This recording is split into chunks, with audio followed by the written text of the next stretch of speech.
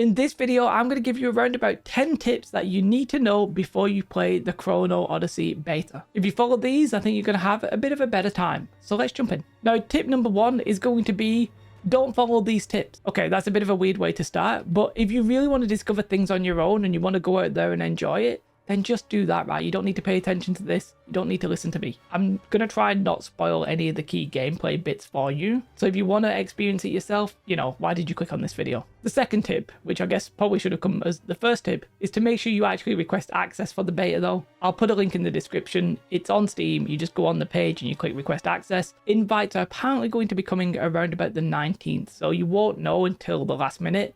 And I would also say throughout the weekend, keep checking your emails or Steam, because they're probably going to let people in waves so that they don't get overrun and the servers don't die. So make sure you do that. The first actual real tip, I guess, that's game related is going to be make sure you craft gear. Go out and gather. Make sure you actually gather some materials and then craft some gear, because the gear is going to play an important role if you actually want to have fun, I think. Without this, you might find some things pretty challenging, which then leads me into tip 2 and 3. 2 is to make sure you do the bounty hunts, because there's a vendor there, the lady who stood right next to the bounty board. She will actually sell you some materials for some currency that you get by doing the bountying, and that bountying itself will give you stats for your character and XP. So definitely worth doing just in itself, but also worth doing because it will help you with the crafting. And I said that crafting will help you with some of the challenge. If you are really struggling with maybe the first boss or some kind of like challenge later on, maybe the trials, then don't be afraid to just say, okay, I'm not ready for this right now. I'm going to go out, get a little bit of better gear, level up doing some easier quests, and then actually pump, right? You don't need to do it right there and then. You don't need to bang your head against the wall for a boss for like 2 hours if you don't want to. So don't stress if you have to give up and go back. It's not any shame. Just play for fun, right? If that's the way you want to play, then play for fun. Feel free to spend 3 hours at level 5 trying to kill that first boss though. It's sort of a fun challenge. So for this tip, I recommend if you are stuck for picking your class, when you start the game, you actually pretty much get your full class kit. So that means you can make a character, and within approximately, honestly, like 15 seconds, you can be trying out the class with all of the abilities, everything that you would possibly want. So if you're stuck for picking a class, obviously you are only going to be able to pick 3 in this beta.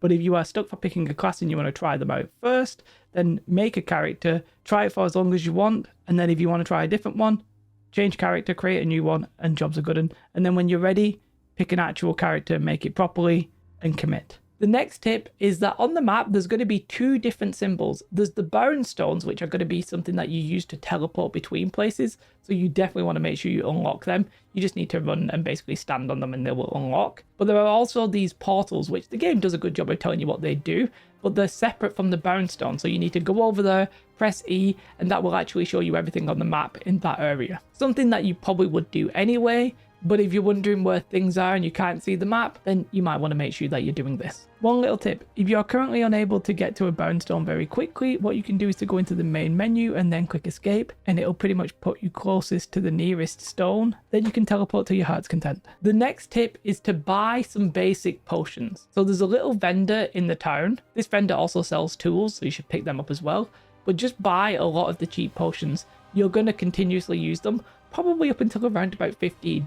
They're just very, very important and very useful to have. And in my experience, the actual gathering and crafting of the potions is too time consuming for getting either the stronger potions or even the basic potions, right? The materials just don't seem to align, in my opinion. Kind of feel like they need to increase the quantity of potions that you get, but decreasing the map. But yeah, make sure you buy them. I don't think you'll regret it. Gold is kind of easy to come by, so don't worry about spending it. The next quest is to make sure you pick up the mount, and I'm going to tell you how to get the mount. But there's basically a quest where they talk about losing their mount, and what you have to do is you have to go into this field of a lot of horses and find a specific one that you're supposed to see. It does kind of stand out, but there's a lot of like white and black combinations.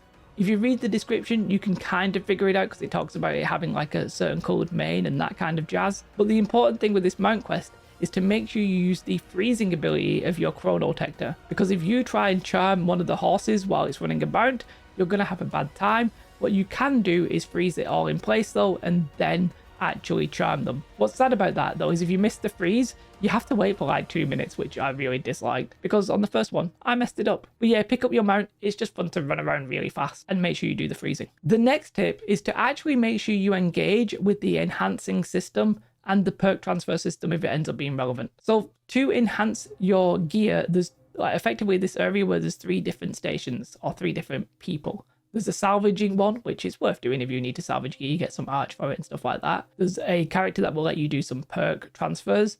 Might make sense if there's a perk you really need or want. But there's also one where you literally just increase the gear score or the item score of the items that you want. Now the first 4, if it's green, are relatively cheap in terms of items. You can actually pick up some of the materials you need to do this, by the way, by doing the trial, which I'm not going to explain anything beyond that. But if you do the trial, then you can get some items very cheap. And then you can improve the gear of the green ones very easily. The first 4 are cheap, but then the 5th one requires like a blue item, which I think you get from world bosses or field bosses, but I didn't test that in this version of the game, so I can't actually confirm that. But do this. There's no point holding on to the gear, right? Like these materials aren't going to be relevant if you get purple gear or blue gear anyway, so you might as well just spend it. No point saving it for a rainy day. The test's only 3 days. Now the last tip is the bit where I'm actually going to spoil the game for you, but it might be worth it if you want to come back and check this out.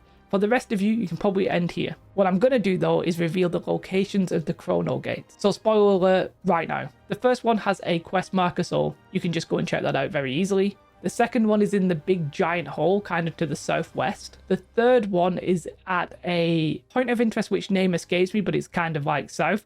And there's a lever that you need to press to open up the floor, and then you like go down and it's right at the bottom there. And then the 4th one is effectively southeast, and it's a big giant building which, you know, you won't miss once you get close. Anyway, spoilers done. Have a most beautiful day. Like and subscribe. Goodbye.